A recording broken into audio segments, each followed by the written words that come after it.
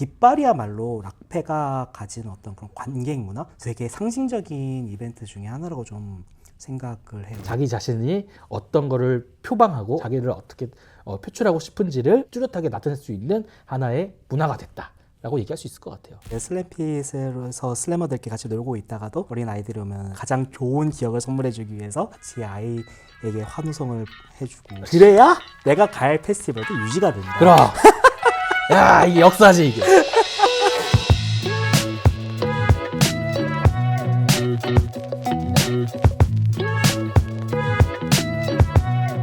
네, 안녕하십니까. 프로 덕질러, 프로 공연러, 프로 관람러, 프로 관객러 인디가요 유튜브 채널 운영하고 있는 영호입니다. 안녕하세요. 반갑습니다. 네, 안녕하세요. 저는 지속가능한 덕질이라는 깃발을 들고 되게 많은 장르의 페스티벌들을 다니고 있는 32살의 장동현이라고 하고요. 페스티벌뿐만 아니라 되게 다양한 종류의 인디 공연, 일렉 파티들을 다니면서 저희 취미생활로 삼고 있습니다. 첫 페스티벌. 사실 기억도 거의 잘 안 나는데 2011년 레인보우 페스티벌 1회. 그게 처음으로 갔던 페스티벌이에요. 공연 자체를 처음 보게 된 게 장재인이라는 아티스트가 슈스케 나오는 건데, 페스티벌 1순위 섭외가 그때 재인 씨였어가지고 페스티벌을 그냥 시작부터 그냥 거기 대부분 갔었고 다 따라갔었던 그런 느낌이었는데, 깃발은 한 5년 정도? 한 16년도인가 15년도인가 이제 어덕행덕 깃발, 어차피 덕질할 거 행복하게 덕질하자 라는 깃발을 들기 시작한 거는 한 5년 정도 됐습니다. 저는 첫 페스티벌 자체는 이제 2008년도 부산 락 페스티벌이었는데, 그때는 진짜 락 페스티벌이 뭔지도 모르고 한창 대입을 준비하던 시기여가지고, 미성년자니까 뭐 모텔이나 이런 걸 잡을 수가 없잖아요. 무작정 텐트 2개를 들고 10명이 가서 다대포 해수욕장에 텐트 피칭이란 걸 생애 처음 해보고, 그 텐트를 치고 이제 잠에 들었다 일어났는데 친구가 갑자기 열심히 깨우는 거예요. 우리 텐트는 밀물 때문에 섬이 돼 있고 옆 텐트는 이미 잠겨 있어. 텐트가 잠긴 거야. 심지어 그게 나중에는 다큐 3일에서 이제 부산 그 페스티벌 딱 한창 취재를 할 때 영상으로 박제가 돼가지고, 바람이 세가지고 우리 여기까지 들어왔대. 여기 섬이 돼, 섬. 재밌다. 고생은 했지만 그게 고통은 아니었고 되게 즐거운 자극으로 남아서 여전히 되게 떠올리게 하는, 처음으로 제가 기억하기에 깃발을 들었던 거는 저는 2012년이었던 것 같은데, 그때부터 매년 좀 깃발에 적힌 내용들이 바뀌었다가 이제 지속가능한 덕질이라는 컨셉을 잡고 계속 가져가게 된 게 2017년도부터. 되게 네임드예요. 그 페스티벌에 대해서 검색을 해보면 이 사람이 나온다니까. 2010년대 한 중반쯤에 이제 그 페스티벌에서 그 주최 측이 되게 안전을 이유로 사람들, 관객들을 되게 강하게 통제를 좀 했었었고, 락페의 관객들의 형성해온 문화도 아예 하지 못하게 원천적으로 차단을 좀 했었었거든요. 이제 싸움이 좀 날랑말랑한 상황에서 제가 시큐리티 분을 좀 말리다가 이제 시큐리티 분이 자신을 공격한 걸 착각을 해가지고 저한테 이제 공격을 하셔서 제가 안아골절을 당한 사건이 있었어요. 그래서 그때부터 이제 눈 부러진 놈이라는 그 별명을 얻게 되고 이야기를 좀 하게 됐었는데, 어떻게 보면 그 사건이 제가 좀 지속가능한 덕질이라는 깃발을 들게 된 이유기도 하거든요. 그렇죠. 되게 제가 락페를 사랑하는 이유가 뭘까? 맨날 끊어야지 하면서도 모든 페스티벌을 최대한 다 찍으려고 맨날 이렇게 살고 있는 이유가 무엇인가라고 물었을 때, 페스티벌에 정말 제가 좋아하는 것들이 있고, 그 좋아하는 것들은 정말 관객들이 되게 스스로 만들어 온 문화들, 뭐 슬램도 그렇고 워럽댓도 그렇고 뭐 모신핏도 그렇고 서핑, 다이브, 깃발들도 그렇고, 되게 락페에서만 유달리 오랫동안 발달해온 어떤 그런 관객들 스스로가 만들어 온 문화, 그런 것들이 저에게는 되게 소중한 것들이고, 다른 데서는 느낄 수 없는 대체 불가능한 경험이기 때문에 여기 오는 건데, 그거를 그냥 단순히 관객들을 정말 돈을 내는 소비자로만 보고 그냥 통제의 대상으로만 보게 되면은 오히려 이렇게 사건이 일어났던 거 아닌가. 그래서 지속 가능하게 내가 덕질을 하기 위해서라도 뭔가 서로 어떤 이야기들을 하고 서로 어떤 지향점들을 가져가야 될까? 뭐 그런 고민들을 하면서 지속 가능한 덕질이라는 것들을 만들었던 것 같아요. 어덕행동은 어떻게 만드시게 되었습니까? 이게 어덕행동 사실 깃발로는. 굉장히 상업적인 이유로 처음에 시작을 했었는데, 옛날에 시소라는 앱이 있었어요. 음악 SNS 아니에요? 맞아요. 아. 그러니까 영상 찍덕들 용 전용 앱이 있었는데 내가 거기 사원이었고 거기 사원으로서 이거 우리를 홍보를 하려면 우리가 페스티벌 다 가야 된다면 깃발을 특이한 걸 만들어서 우리 거를 홍보를 해야 된다. 그래서 어덕킹덕이라고 내가 그때 만들었고 그 옆에 시소 로고가 있었어요. 근데 그 다음에 이제 제가 회사를 나오고 나서는 그 시소 로고를 빼고 내 크루 로고를 옆에 살짝 받고 제 크루 중에 싸임이라고 있는데 스택이라고 어차피 덕질할 거 행복하게 덕질하자 해가지고 그 당시에 가장 이제 내가 미는 유행어였어요. 그 당시에 덕질 유행어. 근데 사실 이게 기억이 잘 안 나는 거는 어덕킹덕이란 말을 누가 만들었는지 기억이 안 나. 이게 내가 만든 것 같기도 하고 아닌 것 같기도 해요. 어떤 취향이나 취미를 행하는 행위를 덕질이라고 말할 수도 있는 건데 우리는 이제 페스티벌을 덕질하는 것이기도 하고 어차피 덕질할 거 행복하게 덕질하자. 자기 자체를 부정하지 말고 행복하게 하자. 이런 의미로 제가 이제 깃발을 들고 있었고 실제로 깃발 들고 있는 사람들은 뭐 가끔 겪는 건데 페스티벌 들고 있으면은 흔들어 봐도 되냐 이런 것도 많이 하시고 사진 찍어도 되냐 이런 것도 많이 하시고 되게 굉장히 뿌듯합니다. 올해 되게 재밌었던 부분이 이제 그 DMZ에서 썼던 것 같은데. DMZ. 이제 DMZ. 뭐 되게 깃발 흔들어봐도 되냐 요청 많이 받잖아요. 종종 가족이랑 같이 온 어린아이들이 그 깃발 흔들어봐도 되냐고 해서 그 깃발 이렇게 같이 잡아주고 흔들어보게 하고 악패 씬이라고 해야 되나? 그게 형성된 지 이제 어느 정도 세월이 됐으니까 가족 단위에서 먼저 조기 교육을 받은 그 아이들이 성장을 이제 하고 있는 단계인 것 같기도 한데 그런 식으로 뭔가 대를 이어서 내가 느꼈던 감각들이 또 다음에 전달되고 또 언젠가 또 다음에 전달되고 한다는 그 느낌 때문에라도 되게 여전히 좀 눈에 아직도 밟히는 기억 중에 하나인 것 같아요. 말씀하셨다시피 이 DMZ 피스트레인 뮤직 페스티벌에서 나락도락이다를 흔드는 아이도 있었고 맞아. 애들이 스캔킹을 하고 심지어 우리는 좀 나이가 있다 보니까 체력이 딸리잖아요. 계속 못 뛴단 말이야. 애기들이 계속 뛰어. 미친 듯이 뛰어. 그래서 이제 이게 진짜 락페 조기 교육이 현실이 됐구나 이걸 보는 재미가 있었습니다. 그거 진짜 재미난 것 같아요. 그 슬램핏에서 슬래머들끼리 같이 놀고 있다가도 어린 아이들이 오면 진짜 그 어린 아이에게 가장 좋은 기억을 선물해주기 위해서 사람들이 목마를 태워주고 옆에 둘러싸가지고 같이 아이에게 환호성을 해주고 약간 그런 기억들이 되게 저에게도 뜻깊었지만 그걸 받는 아이의 입장에서도 되게 뜻깊은 기억으로 남았으면 하는 바람이 지금도 있네요. 되게 그게 지속 가능한 덕질이죠. 그렇지. 그래야 내가 갈 페스티벌도 유지가 된다. 그럼 이게 역사지 이게. 힘들어요. 어떠세요? 힘들지 솔직히. 들고 다니는 건 체력이 굉장히 힘들어요. 맞아. 이게- 굳이 챙겨 다녀야 되고 놓고 오면 내 깃대 하면서 돌아가고 다 이 지하철이라도 안 탔으면 바로 돌아가면 되는데 꽃가마 탔다? 그러면 지옥이지. 난리 나죠. 이 깃발이 모르시는 분들은 그냥 이런 깃발 이렇게 생각하실 수 있는데 그런 게 아니고 5m, 6m짜리 뜰채죠 이게. 바다 뜰채. 바다 뜰채에다가 현수막 같은 깃발을 달고서 하는 거예요. 심지어 진짜 깃발 업체가 아니라 현수막 제작하는 업체에서 깃발을 만들어서 하는 거거든요. 그것도 개인 사비로. 이게 비싸요, 심지어. 이거 제작하는 데도 좀 오래 걸리고 디자인도 우리가 직접 뽑아야 되고. 근데 제 입장에서는 이제 지속 가능한 덕질이라는 것들을 깃발로 만들어서 사람들과 공유를 하고 싶었던 이유가 가장 컸으면서도 깃발이야말로 락페가 가진 어떤 그런 관객 문화, 스스로 만들어낸 관객 문화라는 지점이 있어서 되게 상징적인 이벤트 중에 하나라고 좀 생각을 해요. 왜냐하면은 저에게 있어서 페스티벌의 원형은 사실 우드스탁인데 뭔가 사랑과 평화란 걸 주제로 열렸었던 우드스탁, 제 첫 페스티벌이었던 2009년 부산 락 페스티벌과도 되게 결이 맞닿아 있었거든요. 그때는 바닷가에 펜스가 없잖아요. 아무나 올 수 있단 말이죠. 무료니까. 무료니까. 그러니까 그리고 락 페스티벌은 사운드가 강렬하고 사실 누구에게나 호소력과 전달력이 있잖아요. 그 바닷가에 사는 어린이들부터 지나가는 할머니 할아버지들까지 각자의 방식으로 나이 상관없이 성별 상관없이 어우러져서 노는 모습이 우리가 하나 된다라는 느낌, 그리고 이 하나 된 느낌을 저 위에서 공연하고 있는 밴드와 함께 공유한다는 느낌을 표현하는 수많은 수단으로서 사실 80년대 펑크씬에서 나온 슬래밍이나 모신 같은 문화도 있고 우드스탁이나 지금도 글래스톤베리에서 많이 볼 수 있는 뭐 깃발 같은 문화도 있는데, 그래서 저는 깃발이라는 게 되게 자기의 정체성을 락페스럽게 공유할 수 있는 표상이라고 생각해요. 락페 관객 문화의 표상이기도 하고 밴드가 중심이 되는 페스티벌인데 깃발을 들 수 없게끔 하는 페스티벌은 사실 좀 막 크게 마음이 동하지를 않더라고요. 이거 중요한 포인트예요.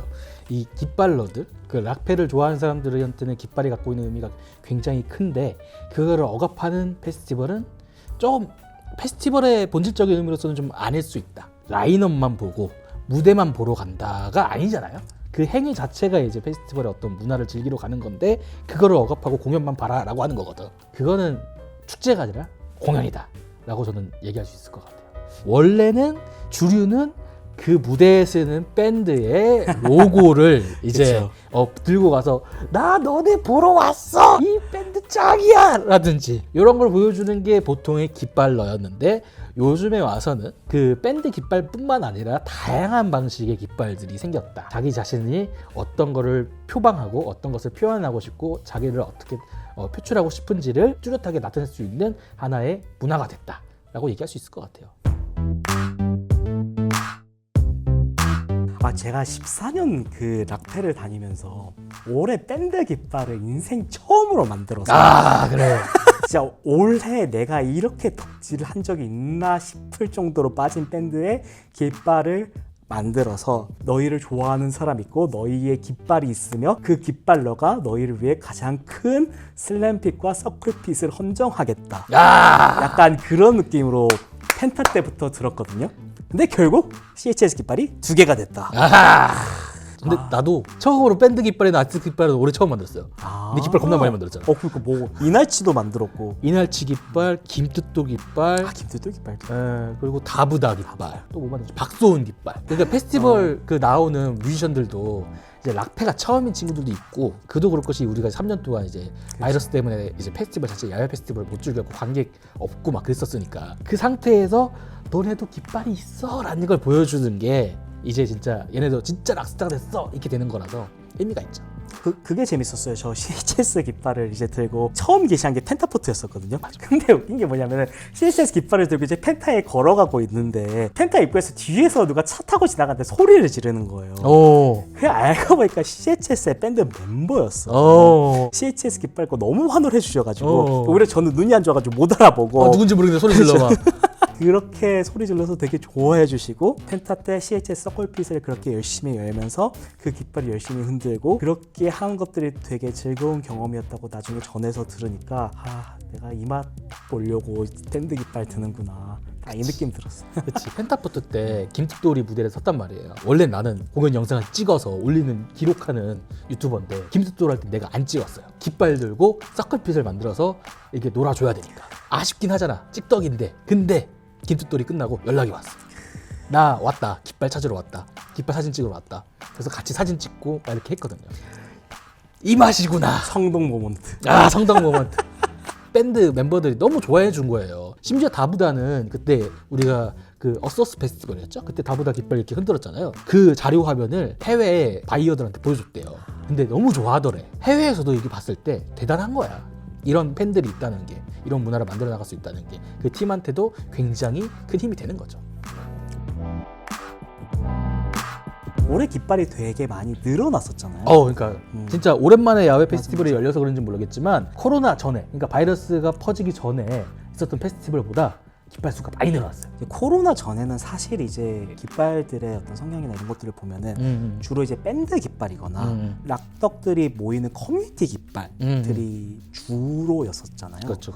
코로나가 지나고 되게 개인 깃발이 많이 늘어났고 깃발 자체를 보는 재미가 예전보다도 더 늘어나는 게 좀 긍정적인 신호가 아닌가 싶은 부분도, 예전에는 좀 내가 깃발 만들어도 되나? 나는 아무것도 아닌데 밴드도 잘 모르고 어떤 모임에 속하지도 않은데 깃발 만들어도 되나? 라면서 사실 저조차도 부담감이나 허들이 있었었는데 지금은 누구나 그렇게 만드니까 나도 저거 해도 되나? 현장에서 물어보는 분도 계시고 맞아. 어떻게 되게 많이 늘어나지 않았어요? 되게 깃발 많이 어떻게 깃발 만드냐고. 실제로 나도 이제 조언해준 사람도 되게 많고 우리가 그것도 한번 설명을 해줘야 될 것 같아. 그렇죠. 깃발 팁, 만드는 팁. 깃발 제작하는 게 있어요. 뭐 국기 개양대나 뭐 이런 데 쓰는 것도 있고 나라 국기 뭐 만드는 것도 있고 하다 보니까. 근데 그거랑 락 페스티벌 깃발은 전혀 다르다. 깃대라는 것은 나무나 쇠거든요. 겁나 무거워요. 근데 우리가 쓰는 거는 5m, 6m, 7m짜리 깃대인데 그 관람하는 분들한테 깃발 때문에 시선이 가려지면 안 되니까 높이 올린 거거든요. 근데 이런 깃발이 길려면 안 무거워야 하고 그렇게 하다 보니까 우리가 찾은 게 뜰채인 거지. 뜰채가 진짜 가볍거든요. 한 제가 6.5m짜리 쓰다가 이제 7m짜리로 대단해. 갈아탔는데 7m짜리인데 그게 무게가 500g, 600g밖에 안 해요. 그 도심에 있는 락 페스티벌은 자전거 타고 등에다가 이제 깃대를 타잖아요. 보통 이제 깃발 제작 업체에다가 깃발을 제작해가지고 맡기기도 하는데 저 같은 경우는 이제 동네 현수막집에 맡깁니다. 그게 제일 빠르고 제일 싸요. 저도 현수막 업체에 그냥 맡기고 방수 현수막 정도만 해도 되게 오래 가거든요. 그래서 진짜 그건 써도 진짜 문제 없을 정도? 비싼 것도 아니고 한 1, 2만 원이면 바로 뽑고 하루 이틀이면 바로 나오니까. 아니, 올해 펜타 때 CHS 깃발을 들어야 되는데 CHS 깃발 못 뽑아가지고 그날 아침에 부탁해서 그날 오후에 킥으로 송도로 받았거든요. 근데 뭐 디자인도 되게 어렵지가 않은 게 맞아. 저만 해도 뭐 딴 게 포토샵 이런 것도 아니고 그냥 파워포인트로 디자인하거든요. 전 일러스트레이터 그냥 쓰긴 하는데 그것도 디자인도 별로 안 들어가. 어려울 게 없어요. 뭐 슬램이랑 모싱이 원래는 그 한 80년대쯤에 뭐 뉴욕이랑 그 영국에 있는 그 펑크씬에서 먼저 나온 춤의 일종이었다고 하더라고요. 지금의 한국에서는 이제 뭔가 밴드의 어떤 건 클라이맥스에 맞춰가지고 핏을 벌린다고 하죠. 갑자기 중간에 원을 만들어서 대기를 하다가 그 클라이막스가 딱 터지는 시점에 맞춰서 사람들끼리 중간에 모여들어서 가벼운 박치기를 하고 어떤 그런 것들을 슬램이라고 하고 있고, 슬램은 그냥 뭐 타이밍 맞춰가지고 부딪히는 뭐 핏을 벌렸다가 다시 하나 되는 그런 거라고 보시면 되고, 모싱은 흔드는 행위죠. 다리를 이제 앞뒤로 찬다거나 손을 뭐 이렇게 흔든다거나 박자 맞춰서 이렇게 흔드는 것도 있을 수 있고. 근데 이게 좀 조심스러울 수도 있는데, 이렇게 부딪히는 행위 자체가 위험해 보일 수 있는데 약속된 행위이기 때문에 다치진 않아요. 뭐 부딪히면서 우리가 막 주먹질하진 않거든. 이러고 하거든요. 서로 뭔가 그렇게 부딪힘에도 불구하고 최대한 안전하게 할 수 있게끔 많은 어떤 약속들과 많은 어떤 규칙들이 사실은 오랫동안 관객 문화로 형성이 되어 왔었고, 원래도 그 슬램을 하는 관객들이 이제 어떻게 하면 좀 안전하게 슬램 할까 하면서 부딪히기 전에 팔꿈치 쓰지 말라고 이렇게 안내하고 그러잖아요. 그렇죠. 그리고 그 슬램을 하다가 넘어질 수 있죠. 애초에 박치기를 하는 거고 과격한 행위니까 넘어지면 거기에 있던 사람들이 바로 그걸 알아차리고 넘어지는 사람들 모두로 스크럼 치고 이렇게 세워주고 뭐 이런 것들이 되게 잘 되어 있죠. 정말 자연스럽게 오랫동안 형성되어 온 관객 문화이자 그게 오히려 안전 문화의 표성인 것 같기도 해요. 이 슬램이라는 게 그냥 무작정 밀치는 게 아니라 일종의 우리가 같이 재밌게 즐기자는 그런 어떤 퍼포먼스 있고 아티스트한테 보내는 리스펙이기 때문에 이제 좀 몇 번 해보신 경험자들, 우리 같은 고인물들이 이런 문화들을 전파가면서 같이 이제 만들어 나가는 거기 때문에 막 위험해 보일 수 있지만 위험하지 않다는 말씀 드리고 싶습니다. 물론 다치기도 해요. 아니 근데 페스티벌 와가지고 우리랑 같이 놀고 싶다, 언제든지 환영입니다. 저희가 뭐 말리지는 않고요. 크루가 있다고 해서 크루하고만 노는 건 아니거든요. 그리고 뭐 당연히 다 같이 놀려고 하는 거니까. 원래 페스티벌 솔플러 출신 아닙니까 다들? 저는 그 페스티벌의 되게 좋은 점 중에 하나는 되게 우리가 일상생활을 할 때는 서로의 다른 점, 서로가 나한테 약간 좀 유해할지부터 먼저 보게 되고 거리를 두게 되는 선택부터 먼저 하게 되잖아요. 일상생활에서 만나지 못했을 사람들이거나 일상생활에서 만났으면 거리부터 뒀을 사람들이 오히려 페스티벌 안에서는 조금 더 함께 즐기는 것이 있기 때문에 친해질 수 있고, 그렇게 해서 친해졌더니 나의 생각과는 다르구나, 내가 편견이 있었구나, 이런 생각들을 되게 자주 했었거든요. 결국에는 다니다 보면 사람들을 알게 되고 친해지게 되고 하더라고요. 저도 이 사람 안지는 좀 더 오래됐는데 친해진 건 올해 처음 됐어요. 저도 그렇게 오랫동안 봤는데. 그렇게 오래 봤는데. 요즘은 되게 다양한 소모의 맵이나 오프라인에서 이제 모일 수 있는 맵들이 되게 발달을 하기도 하고, 그렇죠. 카카오톡, 뭐 카톡방 이런 것도 되게 활성화되면서 커뮤니티가 많아졌어요. 맞아. 저 처음에 솔플 뛸 때는 진짜 뭐 어디에 가서 사람들을, 내가 좋아하는 것들 같이 나눌 사람들 만나야 되지 막막했었는데, 요즘은 진짜 락페 같이 갑시다라는 걸로 검색해보면 진짜 너무 많이 나오더라고요. 커뮤니티 엄청 많죠. 진짜 놀랐어요. 심지어는 커뮤니티가 옛날만큼 뭐 팬카페다 뭐 이런 게 아니라 팬톡방도 엄청 많거든요. 제가 심지어 들어가는 게 50개인데 내가 그 중에서 30개는 내가 방장 아닌 부방장이거든. 그러니까 이런 커뮤니티가 되게 많아요. 그러다 보니까 자연스럽게 크루들이나 같이 가는 사람들이 모여지게 마련이거든요. 그런 사람들이 배척하거나 남을 솔플러들을 배척하거나 그런 건 전혀 없어요. 적어도 제가 들어갔던 50개 방 중에 그런 배척하는 방은 하나도 없었어. 솔플러드 분들, 이거 보시는 솔플러 분들이 같이 한번 가고 싶다, 혼자 가기 무섭다 싶으시면은 검색해 보시면 되게 다양하게 있고, 아니어도 혼자 가셔도 거기 있는 크루 중에 혹시 같이 써도 될까요? 했을 때 아니요라고 하는 사람들은 거의 없을 거예요. 모여서 다니는 것 자체가 이제 또 하나의 다른 방식으로 페스티벌을 즐기는 방식이어서 취향에 따라 다르겠지만 한번 즐겨보시고 싶으신 분들은 그렇게 즐기는 것도 충분히 해볼 만한 경험이라는 거를 한번 말씀드리고 싶었어요. 진짜 이렇게 얘기 나눌 수 있는 시간이 좀 있으니까 재밌네요. 우리끼리 이렇게 얘기를 많이 할 줄 몰랐어. 두서없이 얘기한 거 하고 아니죠? 싶은 얘기 다 해가지고 다 해가지고 마지막 소감 마무리하시죠. 소감. 오늘 정말 재밌었어요.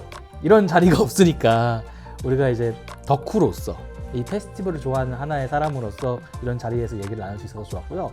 솔직히 편집 어떻게 될지 모르겠습니다만 계속 얘기 나눴으면 좋겠습니다. 되게 우리가 정말 덕질을, 내가 사랑하는 것들을 계속해서 보고 그게 심지어 나한테서만 끝나는 게 아니라 내 뒤를 이어서 다른 사람들을 즐기고 계속해서 전승되고 발달해가는 어떤 그런 문화가 되기 위해서는 어떤 것들이 필요할까라는 고민을 심지어 저 혼자서 이야기를 나눌 수도 없고 다른 관객분들과 그리고 씬을 구성하신 분들과 이야기를 나누면서, 그래서 약간 이런 자리를 통해서 이야기를 나눌 수 있는 좋은 기회를 가지게 된 것 같아서 너무 기쁘고 계속해서 이런 자리가 좀 이어졌으면 좋겠습니다.